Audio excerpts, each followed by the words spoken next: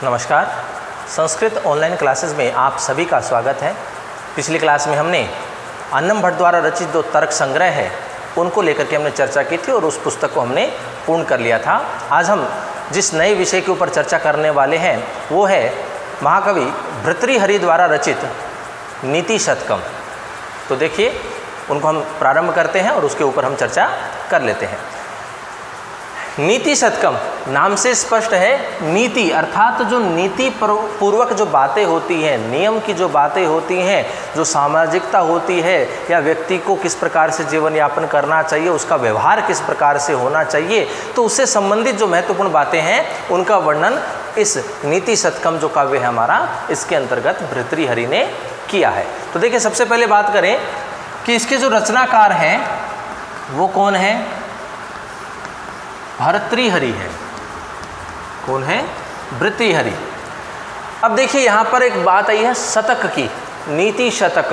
तो यहाँ पर भर्तृहरि ने 3 शतकों की रचना की है। त्रिशतक जिनको हम बोलते हैं, त्रय शतक भी बोलते हैं, त्रिशतक। तो वो 3 शतक कौन से हैं? तो त्रिशतकों की रचना किसने की है? तो भर्तृहरि ने की है। सीधा सा प्रश्न आता है इस प्रकार से प्रतियोगी परीक्षा में। तो देखिए 3 शतक कौन कौन से हैं? तो सबसे पहला जो शतक है इनका वो है श्रृंगार शतक। श्रृंगार शतक। दूसरा जो शतक है वो है इनका नीति शतक। और तीसरा जो शतक है वो है वैराग्य शतक। तो इन 3 शतकों की रचना जो है वो भर्तृहरि ने की है। श्रृंगार शतक जो है वो युवा अवस्था से पहले की जो अवस्था है उस अवस्था में किस प्रकार के जीवन जीना चाहिए उनसे संबंधित जो बातें हैं उनका वर्णन श्रृंगार शतक के अंतर्गत भर्तृहरि ने किया है। नीति शतक के अंतर्गत वृद्धावस्था से पूर्व की स्थिति तक का जो वर्णन है, जो स्थिति है, जो जीवन है, उनसे संबंधित बातों का वर्णन नीति शतक में किया है। और वृद्धावस्था को लेकर के अंत समय तक की जो स्थिति का वर्णन होता है, किस प्रकार का जीवन होता है, तो वहाँ उस बातों का वर्णन यहाँ वैराग्य शतक में किया गया है। मतलब सब कुछ छोड़ करके ईश्वर की आराधना करना, ऐसी स्थिति है। श्रृंगार है अपने जीवन को, उनका अपना जो जीवन है जिस प्रकार से उनका जीवन व्यतीत करना। नीति का है नीतिपरक बातों को ध्यान में रखना और सब कुछ छोड़ करके ईश्वर की आराधना करना। इस प्रकार से जीवन को उन्होंने 3 भागों में विभाजित किया है। तो उन 3 जीवन जो 3 अवस्थाएं होती हैं उन अवस्थाओं को लेकर के 3 शतकों की रचना भर्तृहरि ने की है। तो हमारे पाठ्यक्रम के अंतर्गत जो नीति शतक है उसके लेके हम चर्चा करेंगे। नीति शतक को भर्तृहरि ने 10 खंडों में विभाजित किया है। नीति शतक में जो हमारे जो काव्य है, रचना है, इसको भर्तृहरि ने 10 खंडों में विभाजित किया है, जिनके अंतर्गत सबसे पहले जो बात आती है वो आती है मूर्ख पद्धति की, कि मूर्खों की निंदा की गई है। तो उससे संबंधित कुछ श्लोक हमारे दिए गए हैं तो उनका हम अध्ययन करेंगे। दूसरा जो खंड है वो दिया है विद्वत पद्धति। विद्वत पद्धति, विद्वानों को लेकर के विद्वता क्या होती है उससे संबंधित कुछ पद्य हमारे दिए हुए हैं। तीसरा है मान शौर्य पद्धति। मान शौर्य पद्धति। चौथा जो खंड है वो है अर्थ पद्धति, अर्थात जो धन होता है, संपत्ति होती है, अर्थ होता है, उससे संबंधित स्थिति को बताया गया है। 5वीं स्थिति है दुर्जन पद्धति। दुर्जन जो व्यक्ति होते हैं वो किस प्रकार से होते हैं, तो उनसे संबंधित जो पद्य हैं वो दुर्जन पद्धति के अंतर्गत दिया है। फिर है सज्जन पद्धति, कि सज्जन व्यक्ति जो होते हैं वो कैसे होते हैं, उनकी मित्रता किस प्रकार की होती है, तो उनके संदर्भ में इसमें बताया गया है। फिर है परोपकार। परोपकार पद्धति को लेकर के परोपकार करना चाहिए, कितना करना चाहिए, किसका करना चाहिए, वो सारी संबंधित जो बातें होती हैं वो परोपकार पद्धति में किया गया है। अगला है धैर्य। धैर्य पद्धति। तो धैर्य को लेकर के बातें जो हैं वो कुछ पद्य इनके अंतर्गत दिए गए हैं, इसका अध्ययन हम करेंगे। उसके बाद है दैव पद्धति। दैव पद्धति, दैव का अर्थ होता है भाग्य। एक होता है देव और एक होता है दैव। देव का अर्थ ईश्वर होता है और देव का अर्थ होता है भाग्य। तो यहाँ पर भाग्य की स्थिति का वर्णन इसमें किया गया है। और अंतिम जो खंड आता है वो आता है कर्म पद्धति। तो कर्म क्या होता है, तो उससे संबंधित जो बातें हैं वो बताया है कर्म पद्धति में। तो इस प्रकार से नीति शतक को भर्तृहरि ने 10 खंडों में विभाजित किया है। वो 10 खंड है मूर्ख पद्धति, विद्वत पद्धति, मान शौर्य पद्धति, अर्थ पद्धति, दुर्जन पद्धति, सज्जन पद्धति, परोपकार पद्धति, धैर्य पद्धति, देव पद्धति और कर्म पद्धति। इस प्रकार से 10 खंडों में नीति शतक को इसमें विभाजित किया है। तो अब हम एक एक लेकर के चर्चा करेंगे, उनसे संबंधित जो हमारे पद्य हैं, जो श्लोक हैं, उनको हम पढ़ेंगे, उनके अर्थ को हम समझेंगे। तो सबसे पहले हम बात करेंगे मूर्ख पद्धति की, अर्थात जो मूर्खों की जो निंदा की गई है, तो उससे संबंधित जो हमारे पद्य हैं उनको हम देखते हैं। तो सबसे पहले तो हम बात करेंगे मंगलाचरण की। मंगलाचरण क्या होता है, हम पहले भी इसके ऊपर चर्चा कर चुके हैं कि किसी भी काव्य की रचना करते समय कवि जो है वो अपने इष्ट देवता का स्मरण करता है। और वह स्मरण इसलिए करता है कि वह जिस उद्देश्य के साथ में अपनी उस रचना का निर्माण कर रहा है, तो वह जो रचना है वह निर्विघ्न रूप से पूर्ण हो जाए, और जिस उद्देश्य के लिए वह उसका निर्माण कर रहा है तो वह उद्देश्य भी पूरा हो जाए, ताकि वह अपनी रचना को जिसके लिए प्रेषित कर रहा है वह भली भांति उसको वह प्राप्त हो जाए। तो यहाँ स्थिति है। तो देखिए मंगलाचरण में यहाँ भर्तृहरि जो है वो अपने इष्ट देव ब्रह्मा जी का स्मरण कर रहे हैं, उनको नमस्कार कर रहे हैं, आशीर्वाद उनसे प्राप्त कर रहे हैं। तो कहते हैं, देखिए, दिक् कालाधन वच्छिन्न अनंत चिन्मात्र मूर्तये स्वानुभूतेक मानाय नमः शांताय तेजसे।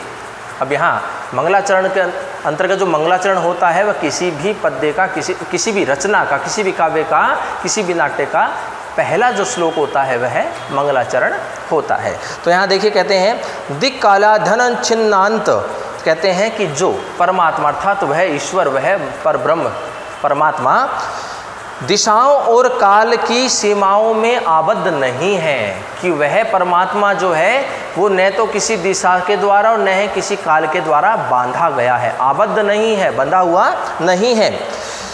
चिन्मात्र अर्थात अनंत, और वह अनंत है। चिन्मात्र अर्थात वह चैतन्य स्वरूप है। स्वानुभूतेक मानाए, जो केवल अपने अनुभव के द्वारा ही जाना जा सकता है। शांताए, ऐसे उस शांत तेज से और तेजोमय नमः, उस परब्रह्म ब्रह्मा जी को नमस्कार है, नमन है। तो यहाँ पर भर्तृहरि जो है वो अपने इष्ट देव ब्रह्मा जी का स्मरण कर रहे हैं। एक बार पुनः देखिए मंगलाचरण को, कि दिक् कालान ध्यान छिन्न अनंत, कि जो परमात्मा दिशाओं और काल के द्वारा आबद्ध नहीं है, बंधा हुआ नहीं है। अनंत, और वह अनंत है। चिन्मात्र मूर्तये, और वह चैतन्य स्वरूप है। स्वानुभूतेक मानाए, जो केवल अपने अनुभव के द्वारा ही जाना जा सकता है।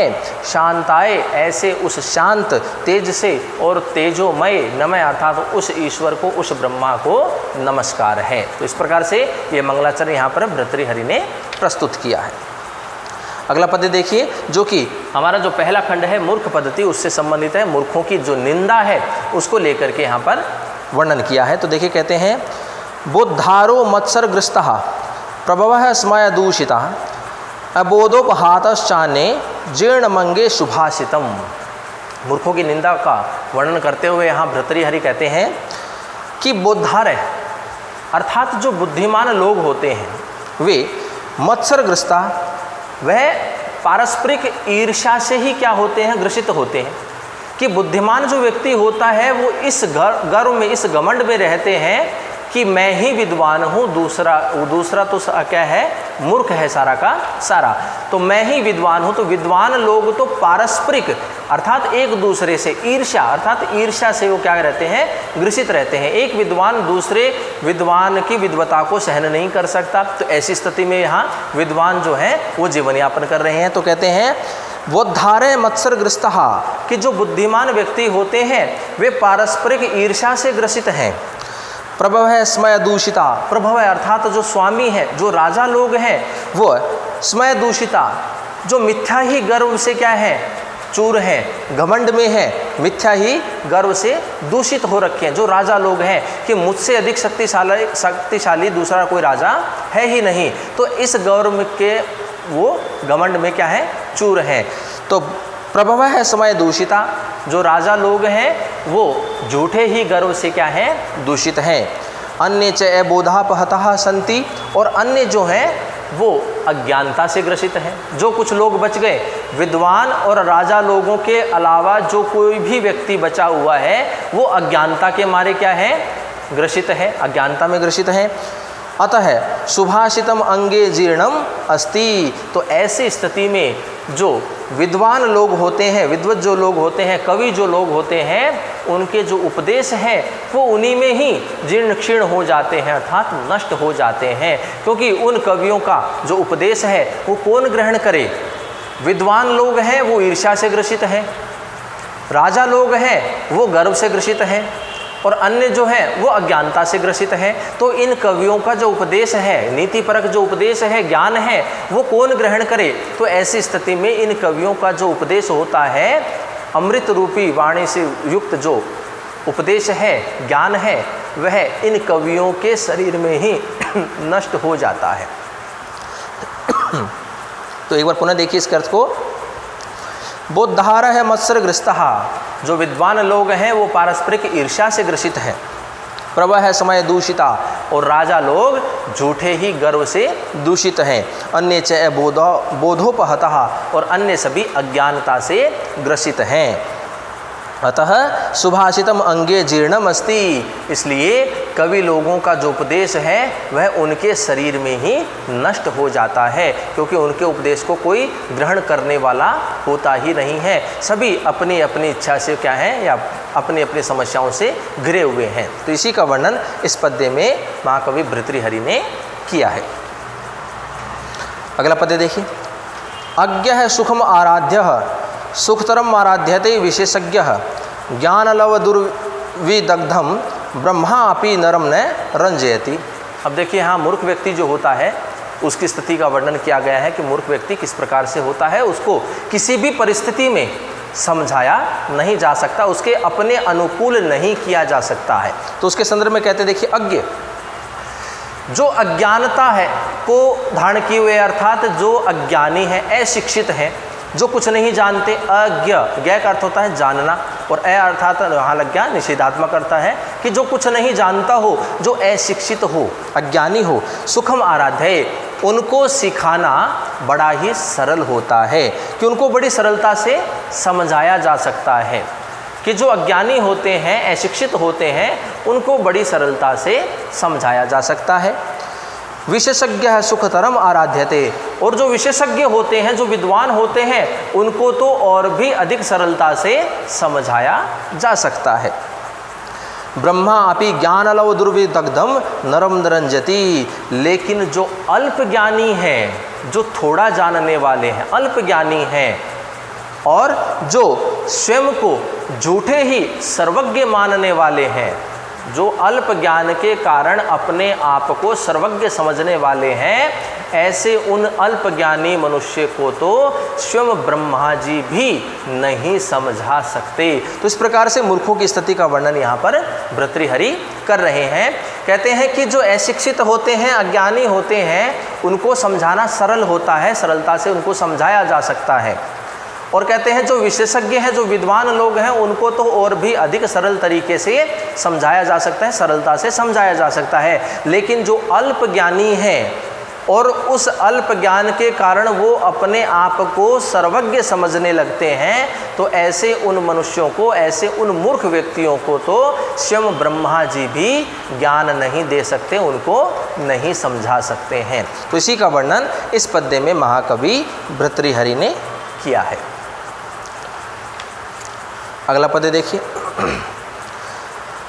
प्रसह्य मणि उद्धरेण मकर वक्त्र दृष्टान्तरात् समुद्रमपि संतरेत प्रचल दूर्मी मालाकुलम भुजंगमपि कूपित शीर्षि पुष्पवद धारयेत न तु प्रतिविनिष्ठ मूर्खजन चितम समाराधयेत। अब यहाँ मूर्खों की जो स्थिति है कि मूर्ख व्यक्ति जो होता है उसको या उसके मन को नियंत्रण में नहीं लाया जा सकता, उनको ऐसे व्यक्तियों को वश में नहीं लाया जा सकता है। तो देखिए उसके संदर्भ में कहते हैं मनुष्य अर्थात जो मनुष्य होता है वह यदि प्रयत्न करता है, प्रयत्न करने पर जो मनुष्य है वह क्या कर सकता है कि मकर वक्त दृष्टांतरात प्रसह्य मणिम उद्धरेत। कहते हैं कि मकर का जो मुख होता है, मगरमच्छ के मुख की दाढ़ों में से मणि को भी प्राप्त कर सकता है। यदि मनुष्य प्रयत्न करे तो वह मगरमच्छ के मुख से, उसकी दाढ़ों में से मणि को भी प्राप्त कर सकता है। प्रचल दूर्मी माला कुलम समुद्रम संतरेत। और कहते हैं कि चंचल अर्थात ऊंची ऊंची लहरों वाले उस समुद्र को भी वह तैर करके पार कर सकता है। कि यदि मनुष्य प्रयत्न करे तो ऊंची ऊंची लहरों वाले उस विशाल समुद्र को भी तैर करके पार कर सकता है। कोपितम भुजगम अपि पुष्पवत शीर्षम धारियेत। और क्रोधित जो भुजंग अर्थात जो सर्प होता है उसे भी प्रयत्न पूर्वक अपने गले में माला के समान धारण कर सकता है। किंतु लेकिन प्रतिनिविष्ट मूर्ख जन चितम ने समाधारियेत। लेकिन मूर्ख व्यक्ति का जो चित्त होता है, उनका जो मन होता है, उसे वश में नहीं किया जा सकता, भले व्यक्ति कितना भी प्रयत्न क्यों न कर ले। तो यहाँ पर मूर्ख व्यक्ति की स्थिति का वर्णन कर रहे हैं कि मूर्ख व्यक्ति का जो मन होता है, जो चित्त होता है, उसको नियंत्रण में नहीं लाया जा सकता, उसको वश में नहीं लाया जा सकता है। तो उसके संदर्भ में कहते हैं कि मनुष्य यदि प्रयत्न करे तो मगरमच्छ के मुख में से, उसकी दाढ़ों में से मणि को भी प्राप्त कर सकता है। यदि मनुष्य प्रयत्न करे तो ऊंची ऊंची लहरों वाले इस विशाल समुद्र को भी तैर करके पार कर सकता है। और यदि मनुष्य प्रयत्न करे तो अत्यधिक क्रोधित सर्प को भी अपने गले में माला के समान धारण कर सकता है। लेकिन मनुष्य चाहे कितना भी प्रयत्न कर ले, मूर्ख व्यक्ति के मन को, उसके चित्त को वश में नहीं कर सकता है। तो इसी का वर्णन इस पद्य में महाकवि भर्तृहरि ने किया है। अगला पद्य देखिए। लभेत सिकतासु तैलम यतनंतः पीड्यन पिबेच्च मृग तृष्णकासु सलीलम पिपासार्दितः कदाचिदपि पर्यटश विषाण मासादयेत न तो प्रतिविनिष्ट मूर्ख जन चित्त मारा धयेत। अब यहाँ मूर्ख व्यक्ति की स्थिति का ही वर्णन कर रहे हैं कि मूर्ख व्यक्ति जो होता है उसे अपने अनुकूल नहीं बनाया जा सकता है। मनुष्य भले कितना ही प्रयत्न करे, कठिन से कठिन कार्य, असंभव कार्य को भी संभव बना सकता है मनुष्य यदि प्रयत्न करे, लेकिन मूर्ख व्यक्ति को अपने अनुकूल नहीं बना सकता।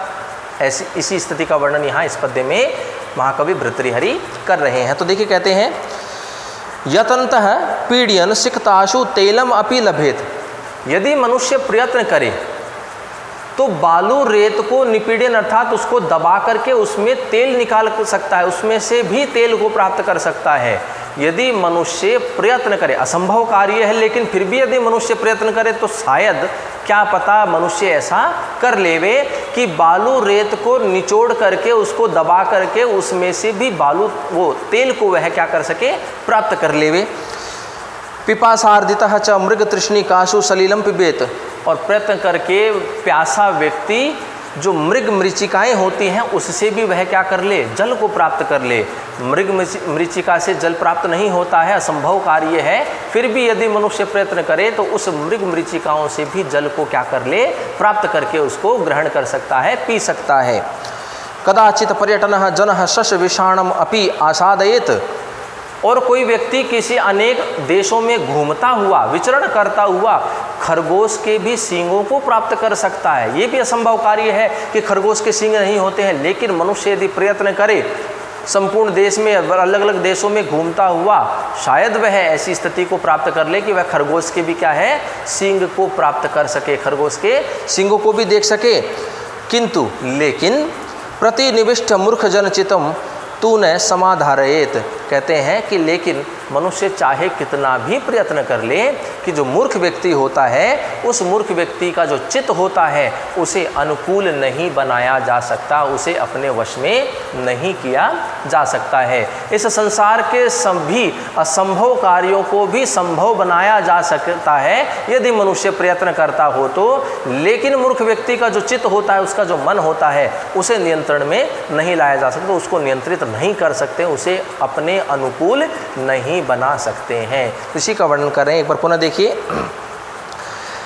यत्नतः पीड्यन सिक्ताशु तैलम अपि लभेत, कि यदि मनुष्य प्रयत्न करके बालू रेत को निचोड़ करके उसको दबा करके उसमें से भी तेल को प्राप्त कर ले, पिपासार्जित च मृग तृष्णी काशु सलीलम पिबेत, और मृग मृचिकाओं से भी वह जल को प्राप्त कर ले, उसको ग्रहण कर ले, पी ले।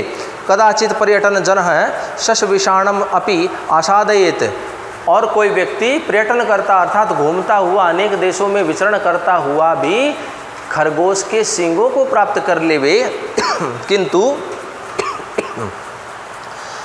प्रतिनिविष्ट मूर्ख जन चितम तू न समाधरेत, लेकिन मूर्ख मनुष्य का जो चित्त होता है, जो मन होता है, उसे अपने अनुकूल नहीं बनाया जा सकता, उसको नियंत्रित नहीं किया जा सकता है। तो इसी का वर्णन इस पद्य में महाकवि भर्तृहरि ने किया है। अगला पद्य देखिए। व्यालम व्याल मृणान तंतु भीरोष शौरोद्धुम समुज्जृभ्यते भेतुम व्रजम अपि शिरीष कुसुम प्रांतेन सन्नहयते माधुर्यम मधुबिंदुना रचयितुम क्षाराम्बुधेरिहते नेतुम वांछति यह खलान पथि सताम सुक्त ही सुधास्यन्दिभिः। अब ये कहते हैं कि जो व्यक्ति मूर्ख व्यक्ति को अपने ज्ञान के माध्यम से सज्जन व्यक्ति बनाना चाहता है तो वह किस प्रकार के निष्फल कार्यों को करता है, तो उसके संदर्भ में कहते हैं, तो कहा गया है असौ नेतुम व्यालम व्याल मृणाल तंतु भी रोद्धुम समुज्जिभ्रमते।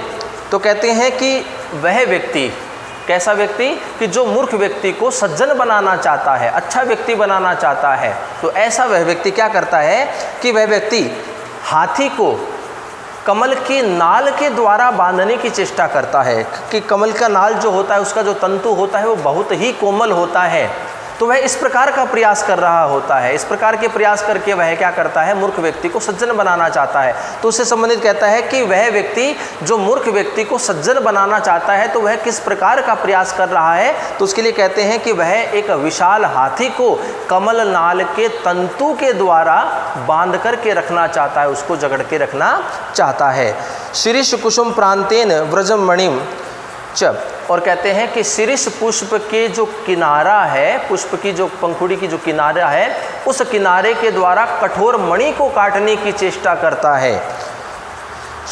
मधु बिंदुना क्षाराम्बुधे माधुर्यम रचितुम इहते, और शहद की एक बूंद के द्वारा विशाल समुद्र को मीठा बनाना चाहता है, मधुर बनाना चाहता है। यह बलात् सुधास्यन्दिभिः सुक्तै मूर्खान सताम पंथि नेतुम वांछति, कि वह व्यक्ति मूर्ख लोगों को अमृत रूपी अपने वचनों के द्वारा, उपदेश के द्वारा, अपने सुवचनों के द्वारा सज्जनों के मार्ग पर ले जाना चाहता है। कि जो व्यक्ति मूर्ख व्यक्ति को सज्जनों के मार्ग पर ले जाना चाहता है अपने अमृत रूपी वचनों के द्वारा, सज्जनों के मार्ग पर ले जाना चाहता है, तो वो किस प्रकार का प्रयास कर रहा है उस मूर्ख व्यक्ति पर, तो उसके संदर्भ में कहते हैं, एक बार पुनः देखिए कि असौ नेतु व्यालम व्याल मृणाल तंतुभिः रोद्धुम समुज्जिभ्रमते।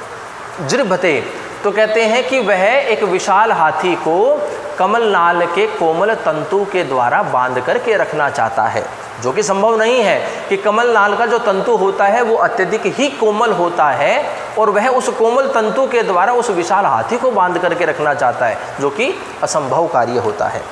शिरीष कुसुम प्रांतेन व्रजमणिम च भेतुम सन्निहते, और शिरीष पुष्प की जो किनारा है उस किनारे से, उस कोर से कठोर मणि को काटने की चेष्टा करता है। यह भी बहुत असंभव है कि शिरीष पुष्प की जो कोर होती है वह अत्यधिक ही कोमल होती है, लेकिन वह व्यक्ति इस प्रकार का प्रयास करता है कि उस किनारे से भी वह क्या कर रहा हो, मानो कठोर मणि को काटने की या उसको तोड़ने की चेष्टा कर रहा हो।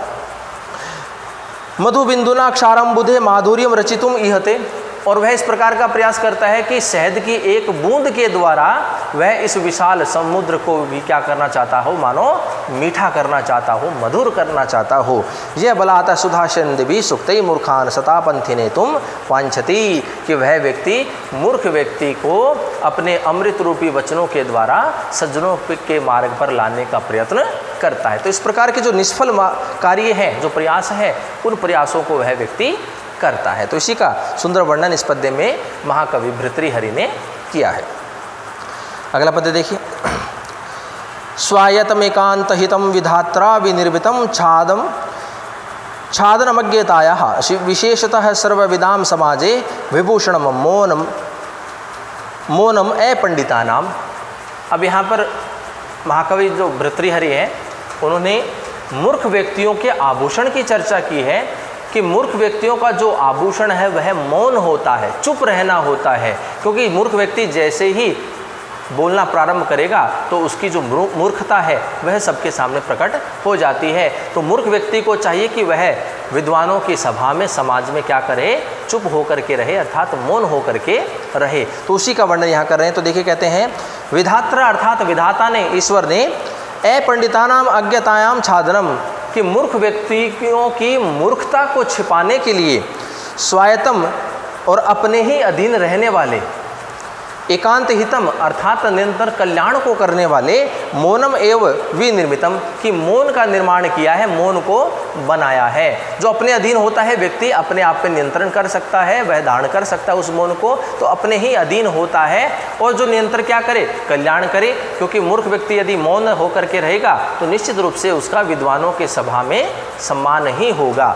तो ऐसी स्थिति का वर्णन करें तो कहते हैं, देखिए, विधात्रा अपंडितानाम अज्ञतायाः छादनम, कि जो विधाता है, ईश्वर जो है, वो मूर्ख व्यक्तियों की मूर्खता को छिपाने के लिए स्वायतम और अपने ही अधीन रहने वाले, एकांत हितम अर्थात निरंतर कल्याण को करने वाले, मौनम एव विनिर्मितम अर्थात मौन को बनाया है, उसका निर्माण किया है।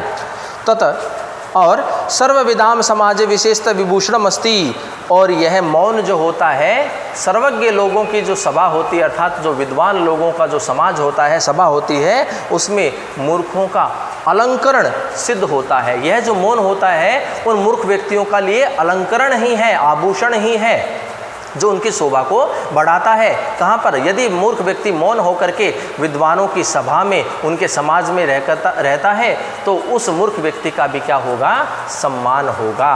तो यहाँ पर वह जो मौन होता है वह ऐसी स्थिति में मूर्ख व्यक्तियों के लिए क्या होता है, एक आभूषण होता है, अलंकरण होता है।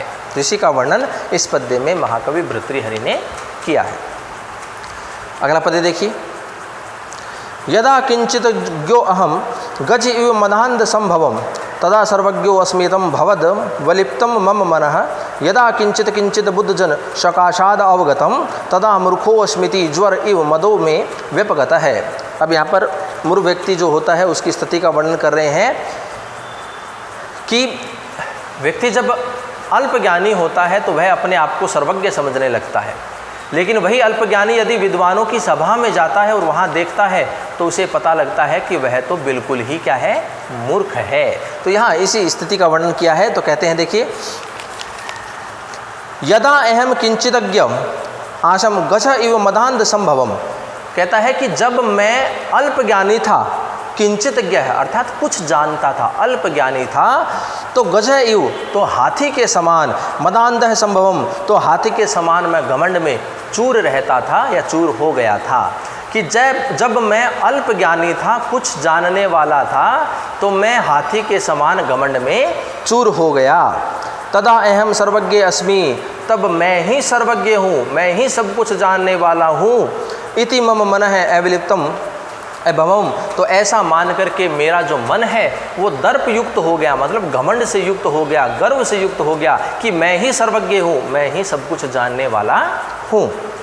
किंतु लेकिन यदा बुद्ध जन सकाशाद, जब मैं विद्वानों की संगति में आया, किंचित किंचित अवगतम, और मैंने कुछ कुछ जाना, सीखा, तदा अहम मूर्खम अस्मि, तब मैंने विचार किया कि मैं तो मूर्ख हूँ।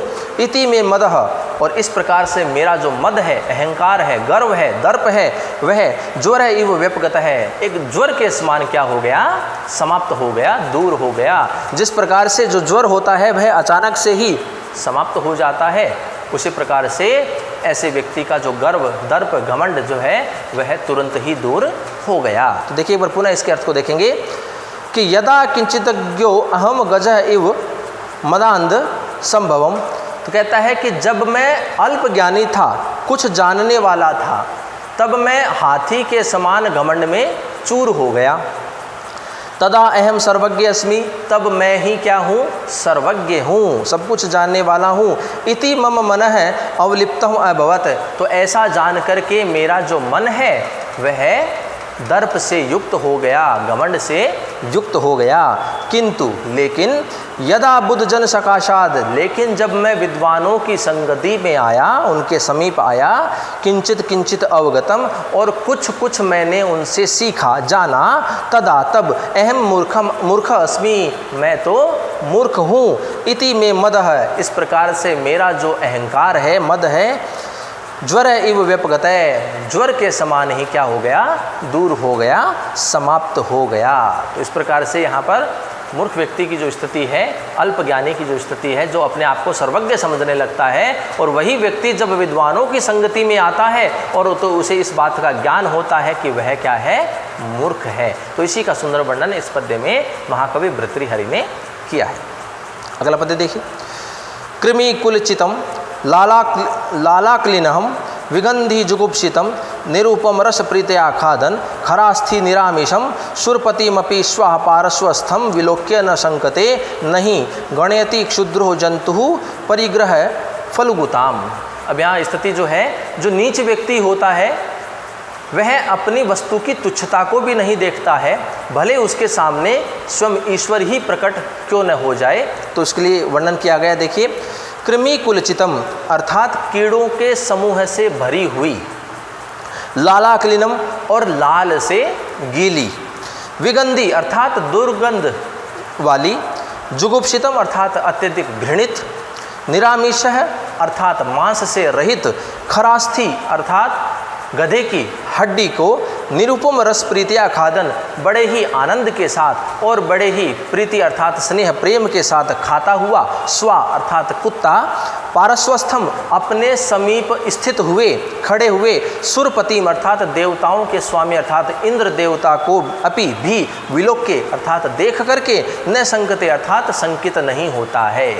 यहाँ पर नीच व्यक्ति की स्थिति का वर्णन किया है और उदाहरण यहाँ पर कुत्ते का दिया गया है कि एक कुत्ता जो होता है वह अत्यधिक कीड़ों से भरी हुई, लार से गीली, अत्यधिक गंध से युक्त, दुर्गंध से युक्त और अत्यधिक देखने में घृणित हो और मांस से रहित गधे की हड्डी को बड़े ही आनंद के साथ, बड़े ही प्रेम के साथ वह खाता हुआ अपने समीप में स्थित इंद्र देवता को देख करके भी वह बिल्कुल भी शंकित नहीं होता है ही, क्योंकि शूद्र है जंतु परिग्रह फलगुताम न गणति, कि जो शूद्र होता है, जो नीच होता है, नीच व्यक्ति जो होता है, नीच प्राणी जो होता है, वह अपनी वस्तु की तुच्छता को नहीं देखता है, वह उसको नहीं गिनता है, भले ही उसके समक्ष स्वयं ईश्वर ही प्रकट क्यों न हो जाए, उसका जो मन होता है वह अपनी उसी वस्तु में ही लगा रहता है। एक और पुनः इसके अर्थ को देखिए कि कृमि कुलिचतम अर्थात कीड़ों के समूह से भरी हुई, लाला किलनम अर्थात लार से गीली,